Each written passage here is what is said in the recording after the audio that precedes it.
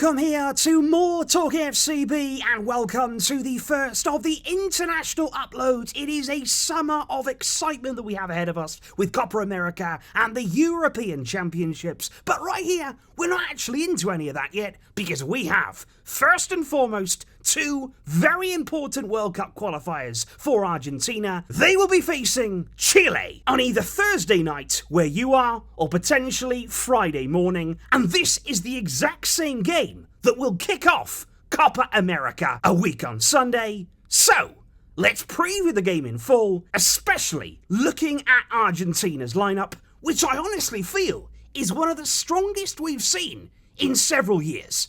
It is all coming up.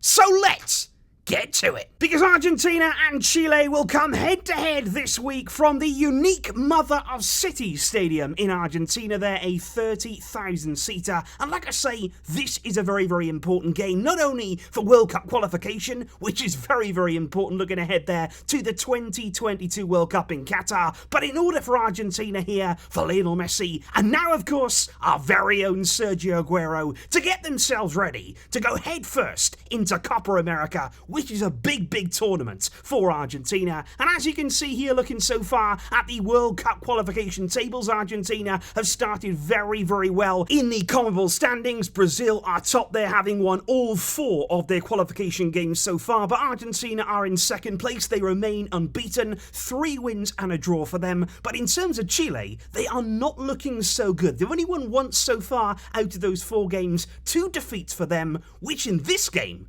provides real pressure for the visitors. Because Argentina kicked off their qualification campaign with a win over Ecuador, following up there with a really important win away at Bolivia. They did draw indeed to Paraguay, but they beat Peru. And of course the recent qualifiers there against Uruguay and that big game, of course, against Brazil, recently postponed due to the COVID pandemic. Chile, however, lost on their opening game to Uruguay. They drew then to Colombia, beating Peru, but losing to Venezuela, before a recent friendly win there over Bolivia may give them a little bit of confidence ahead of this game. And I think this particular encounter is a really, really exciting one. In terms of the two teams going head-to-head, there's a lot of individual rivalries, individual battles in there. And of course, looking back on recent encounters, this is one that often does throw up a really fierce battle. You look back there to Copa America 2015, the final of that tournament, of course, between Argentina and Chile, both teams failing to score in normal time. No thanks, of course, to Gonzalo Higuain. The game went to penalties, where despite Messi scoring on that occasion, misses there from Higuain, and indeed Ever Banega, saw Argentina outclassed in the shootout, with Chile winning Copa America 2015. And of course, just 1 year later, Copa America Centenario, again, Argentina found themselves in the final with an opportunity there for Messi to win that international prize. But once again, it was heartbreak and disappointment. No goals scored. Again, no thanks there to a big miss from Higuain. And in this penalty shootout, Lionel Messi missing from the spot, along with Lucas Biglia, meaning that Chile won themselves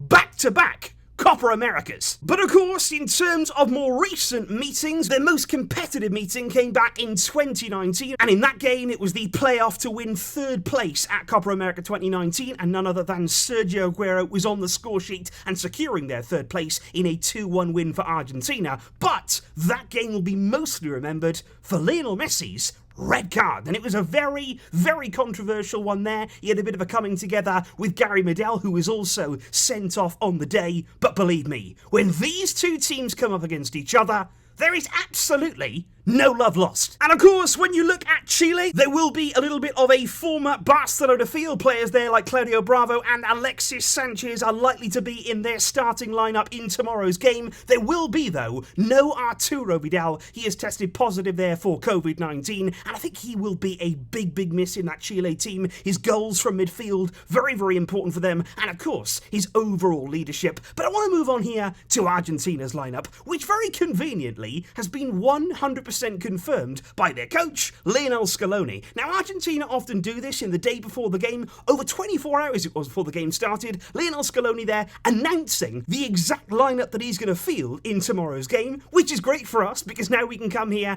and discuss it. But of course, I do feel as though it gives opposition a lot of time to analyse and plan for it. But, like I did say, This is a very, very good team, I feel. In goal, very importantly, we do have Emiliano Martinez, which I think is an absolutely fantastic choice there. In the past, we've seen Armani in goal for Argentina. Now, I know a lot of Argentina fans say, you know what, Armani in the domestic league in Argentina, he's very good, he's very dependable, but when it comes to the international stage, he never, ever has filled me with confidence. Emiliano Martinez, though, he deserves this chance. He's been brilliant in the Premier League this season, playing for Aston Villa, and I really do hope here he grabs this opportunity with both hands. Now, it's expected there that at right back, it is going to be a back four for Argentina. It's going to be Juan Foyt. He spent the season there on loan at Villarreal from Tottenham. He won, of course, the Europa League under Unai Emery's leadership, and I have to say he had an absolutely brilliant game in that final. Foyt, he's played at centre-back in his career. He's also played in midfield this season for Villarreal, but he should line up tomorrow at right back for Argentina. Then alongside him at centre-back, we've got Lucas Martinez Cuarta, a 25-year-old Fiorentina player there. He's played most often this season in a back three. It's been a pretty poor season for Fiorentina, and that is one of the choices that maybe I'm not 100% sure on in this team. Alongside him, though, it's Christian Romero. He's had a fantastic season at Atalanta in Serie A. He's actually on loan from Juventus. There's already plenty of interest in him from many, many big clubs around the world, and he's a really good and emerging young centre-back. At left-back, we've got Ajax's Tagliafico, somebody by now who's very, very experienced. He's got quality. We know what he can do in that area, and I think that's a very solid and dependable player to have in your defence. In midfield, we're likely to have two there sitting in the midfield. Leandro Paredes had a very good season again at PSG, a dependable player there that you can rely on, and I think he suits Argentina's system very, very well. Alongside him, a really underrated player, I feel, Rodrigo de Paul. He's had a stunning, absolutely stunning season there, again in Italy. He was so close to actually hitting double figures in goals and assists, which is not only impressive in itself, but also the fact there that he plays for Udinese. They're not a good team. They don't have a good quality, a good standard of player there, but he has consistently been a match-winning player in their team, and surely he's going to get a big move at last this summer. But onto the forward areas, most likely it is going to be Angel Di Maria there from the right-hand side. He is 33 years old now, but we still know that with the national team he can do a job, and we will be looking to him to provide there some of that typical Di Maria work ethic. On the left, it's going to be Ocampos, who this season for Sevilla hasn't been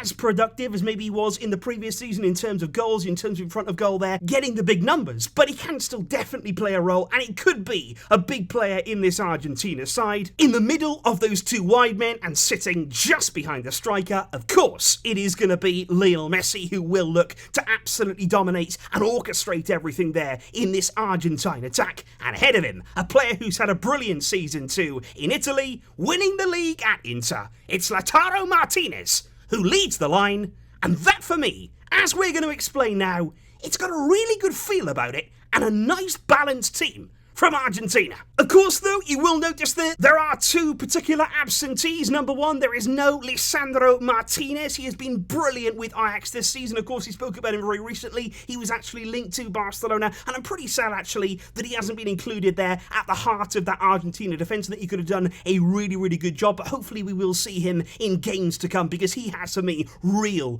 talent. And of course, there's no Sergio Agüero there, named in that starting lineup for Argentina. Of course, he only arrived in Argentina just a few days ago after completing that transfer to Barcelona. And there was a bit of a scare for Sergio Agüero after it was reported that he'd once again tested positive for COVID-19. Remember his time at Man City, he tested positive already for COVID. However, the good news is on that front is that it was a false positive. He did a test there yesterday. It was a test that was done by the AFA that came back as a positive test. But since that time, further tests now have been done, and Agüero does not have COVID for a second time, which of course is very good news. And I think when we are looking at that Argentina team, like I say, individually, some very, very good players in there. And not only good players, but players who are coming off the back of good seasons. It's very, very important not only to have quality in your team, but also have players there who feel confident and are actually entering a tournament on the back of some really good form. Like I say, Romero is a very, very exciting centre-back. I do like these two here at the base of that midfield for Argentina, Paredes and De Paul. I think they could complement each other really, really well. What I would say, though, is those two, they will need help. You don't want to isolate them there and sort of have them playing up against Chile all on their own. They are going to need help there from Ocampos. He's going to have to do a lot of work there on that left-hand side to support Tagliafico, and exactly the same here for Angel Di Maria. We know that Di Maria is the kind of player who can get about the field. He can help defensively. He is going to put in the work rate, and what that will also allow Argentina to do, if you have that work off the ball, is allow Lautaro and allow Messi here to have real freedom going forward. That's really, really important, because I feel Messi, of course, here at times he will look to pick the ball up, but hopefully there, with players like Rodrigo de Paul in the team, with players like Di Maria and indeed Paredes, hopefully he won't need to drop really, really deep there to get the ball, because Argentina don't want him here. They want him here. We want to see Messi there getting as close as he possibly can do to Lautaro Martinez, because what you will have noticed at Inter is that Lautaro was so good because he had Lukaku close by. Those two as a combination were so good at Inter, and what you've got to do there is have those combinations, get players in and around Lautaro so that he can build and play off you, and if you can do that, he can be a world-class centre-forward, make no mistake about that, and of course Messi can provide him with chance after chance.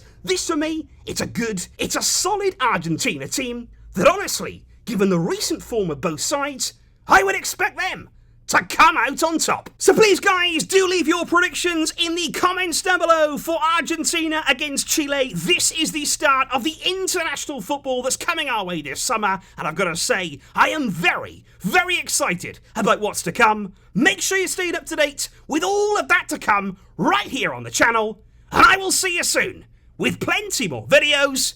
But until next time, as always, Visca El Barça.